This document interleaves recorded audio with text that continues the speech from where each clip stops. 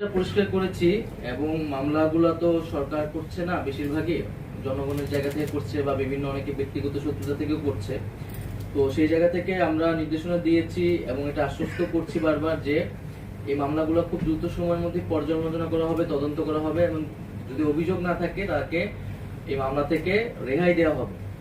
এবং আমরা গতকালও প্রেস ক্লাব এবং এখানে যে সচিবালয়ে যে সাংবাদিক ফোরাম রয়েছে তাদের সাথে বসেছি এবং আমি ব্যক্তিগতভাবে বলেছি যদি কোনো সাংবাদিকের বিরুদ্ধে এই ধরনের অভিযোগ থাকে বা যাদের ক্ষতিগ্রস্ত হচ্ছে তথ্য মন্ত্রণালয়ে আপনারা তাদের ইনফরমেশন বা ডিটেলসটা পাঠাবেন, আমরা এখান থেকে দেখব।